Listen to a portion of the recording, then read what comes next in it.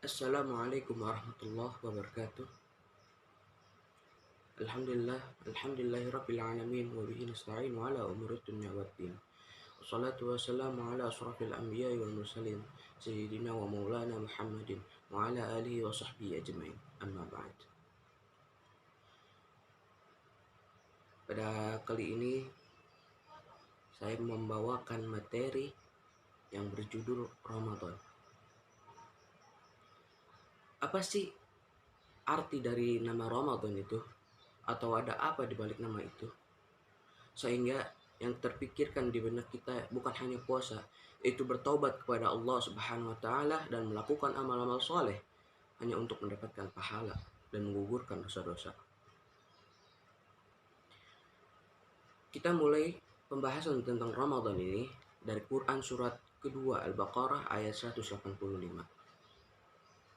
Kita berpuasa di bulan Ramadan ini waktunya sudah ditentukan oleh Allah Subhanahu wa taala. Syahrul Ramadan alladzi unzila fihi al-Qur'an. Kata Allah Subhanahu wa taala, hai orang-orang yang beriman, berpuasalah kamu di bulan Ramadan. Maka disebutkannya kata Ramadan ini, para pakar bahasa di Arab sana mulai menggali maknanya. Dan para pakar pun, sebagian para pakar bahasa bilang, kalau Ramadan ini asal katanya yaitu dari Ramadan ditambah alif dan nun. Ramadan artinya panas terik yang membakar. Jadi kalau misalnya kita atau orang Arab di sana, kalau keluar rumah siang hari, maka dia akan bilang, Ramadan syamsu, panasnya matahari.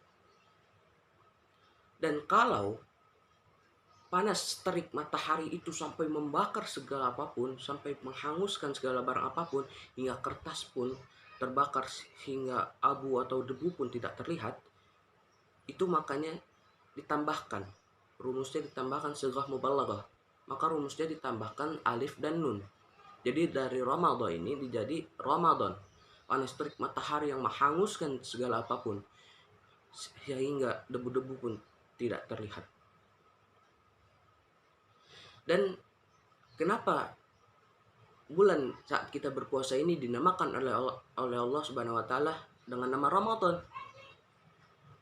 Pakar bahasa pun menyimpulkan dari semua Quran dan semua hadis-hadis tentang Ramadan bahwa dinamakannya bulan Ramadan itu karena Allah menitipkan pesan bahwa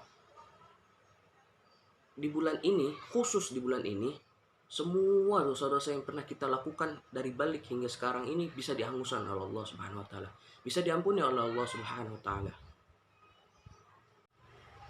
Maka kalau orang dulu mendengar kata Ramadan, yang di benaknya bukan hanya puasa saja, bukan hanya menahan lapar dan haus, tapi mereka memikirkan dosa saya habis.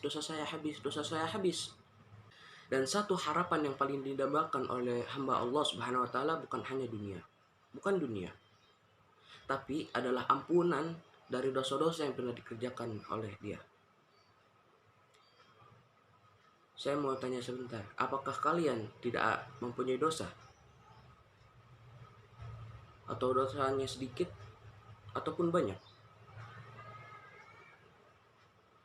Dan anehnya, kalau ada orang dosa sebegitu banyak ingin masuk surga, apalagi bersama Nabi, surga Firdaus lagi.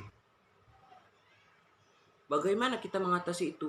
Orang yang sudah banyak dosa tapi ingin masuk surga bersama Nabi, surga Firdaus. Maka kita harus punya rumus untuk menggugurkan semua dosa-dosa. Karena yang berkaitan dengan surga itu adalah pahala. Dosa yang kita punya itu menggugurkan semua pahala. Maka kita harus gugurkan semua dosa itu, diturunkanlah oleh Allah Subhanahu wa taala bulan Ramadan ini. Muncullah hadis dari Nabi yang menerangkan pembahasan kita tadi, yaitu terdapat di Al-Bukhari nomor hadis 37 sampai 38. 37 berlaku di malamnya dan 38 berlaku di siangnya. Saya akan membacakan nomor hadis yang 37. Man shoma ramadhana, barang siapa yang mampu berpuasa di bulan Ramadan, imanan wahtisaban, dia benar-benar berpuasa kepada Allah Subhanahu wa taala, meminta ampun kepada Allah Subhanahu wa taala untuk mencari pahala. Ghafirullahu ma taqaddama min dzambi. Maka semua dosa-dosa yang pernah ia kerjakan akan diampuni oleh Allah Subhanahu wa taala. Lantas, kalau dosa-dosa semua akan diampuni oleh Allah Subhanahu wa taala, bagaimana dengan dosa syirik yang disebutkan di Quran surat keempat An-Nisa ayat 48. Di situ Allah menjelaskan, Allah tidak akan mengampuni dosa pelaku syirik dan akan mengampuni kepada siapapun yang ia kehendaki. Dan maksud dari tidak akan diampuninya dosa pelaku syirik ini, kata para pakar bahasa, kalau misalnya pelaku syirik itu tidak bertaubat kepada Allah Subhanahu wa taala dalam hidupnya, seumur hidupnya tidak bertaubat kepada Allah Subhanahu wa taala, dia tetap syirik, maka tidak diampuni oleh Allah Subhanahu wa taala. Maka ada kata la dalam ayat itu. La, lan, dan lam itu berbeda semua. Kalau misalnya lan, innallaha la yaghfiru, itu artinya tidak akan pernah, sampai kiamat pun tidak akan pernah diampuni. Kalau lan, maka di situ dituliskannya dengan kata la.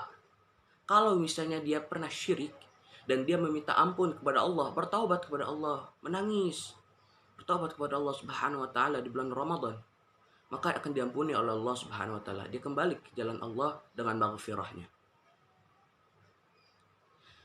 Dan kalau misalnya membicarakan tentang syirik, ada suatu cerita orang mengidap penyakit dan dia datang ke sebuah dokter dan penyakit itu pun sembuh. Lantas dia tidak sengaja ngomong ke orang yang lain, kalau misalnya kamu mempunyai sakit ini, ke dokter inilah, ke dokter itu, ke dokter ini, pasti sembuh. Tanpa dia sadari kalau sakit dan sehat, mati dan hidup, itu yang kasih Allah Subhanahu wa taala. Lantas apakah itu termasuk syirik? Dan apa yang bisa kita hindari dari syirik ini? Saya akan bahas. Yang bisa kita hindari dari syirik ini, yaitu kita harus mengenali syirik itu. Para ulama membagikan bahwa syirik itu menjadi dua. Ada syirikul akbar, syirik yang terbesar. Bahwa ini nomor 1 dari dosa 7 dosa yang besar. Syirikul akbar yaitu dengan menyekutukan Allah Subhanahu wa taala. Menyekutukan Allah dalam ucapan ataupun dengan perbuatan. Misalnya antum semua percaya Allah Subhanahu wa taala itu Tuhan yang sebenarnya. Tapi naudzubillah, antum ikut-ikutan ibadah di agama lain, di rumah ibadah lain. Maka itu sudah menyekutukan Allah dalam perbuatan. Itu syirikul akbar. Ataupun kalian mendatangi paranormal ataupun dukun-dukun ataupun lain-lain dengan mengharapkan barang yang kalian harapkan. Nah, itu pun syirikul akbar, syirik yang terbesar. Ataupun kalian memiliki ataupun menyukai barang seperti keris ataupun yang lain-lain, seluring lah. Kalau misalnya kalian mengatakan dengan mempunyai keris ini saya kuat, saya kebal, ataupun dengan mempunyai ini warung saya laris, itu pun termasuk syirikul akbar, syirik yang terbesar. Dan yang kedua ada syirikul asghar, syirik yang kecil. Dengan apa? Riya. Riya termasuk syirik kecil. Kalian beramal soleh di bulan Ramadan ini, kalian udah persiapkan 100.000, tapi sebelum itu kalian memperlihatkan uang 100.000 itu kepada orang lain ataupun melihatkannya di status. Sebelum duit itu dimasukkan di kotak amal, sudah habis semua amal-amal soleh. Ataupun sholat tarawih kalau pengen dilihat orang itu termasuk riya. Sebelum taraweh jalan ke masjid, update status. Sebelum masuk masjid dan melakukan taraweh pun, itu sudah hilang semua amal-amal tarawehnya. Apalagi umroh. Umroh ibadah yang besar. Tidak semua orang bisa. Dan kalian pun mengundang satu kampung, satu RT, sekeluarga, itu nggak apa-apa. Sebenarnya nggak apa-apa. Minta ampun, minta maaf, ataupun meminta doa agar kelancarannya dalam umroh. Tapi kalian juga bilang, mungkin saya salah satu dari kampung ini, dari keluarga ini, yang satu-satunya bisa berangkat umroh. Itu pun termasuk riya. Sebelum kalian berangkat kepada umroh itu, sudah habis amal-amal. Maka kalau syirikul asghar ini, syirik kecil ini, itu bisa ditutupi dengan sholat, bisa ditutupi dengan Ramadan, bisa ditutupi dengan amal-amal soleh, ataupun beristighfar. Kalau kalian melakukan itu pada saat itu juga, cepat-cepat istighfar. Jangan tunggu malam. Cepat-cepat beristighfar. Mungkin segitu saja kajian yang bisa saya sampaikan tentang Ramadan. Mudah-mudahan dari semua yang saya sampaikan bisa dijalani oleh kita semua.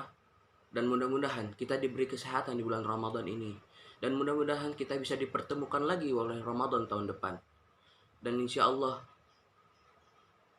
wabah COVID ini hilang. Sehingga kita bisa tarawih, bisa ibadah dengan tenang. Sekian ceramah singkat yang bisa saya sampaikan. Kurang lebihnya mohon maaf apabila ada yang benar itu datangnya dari Allah Subhanahu wa taala, dan kalau ada yang salah itu datangnya dari saya sendiri. Wallahu muwaffiq ila aqwamit thariq. Wassalamualaikum warahmatullahi wabarakatuh.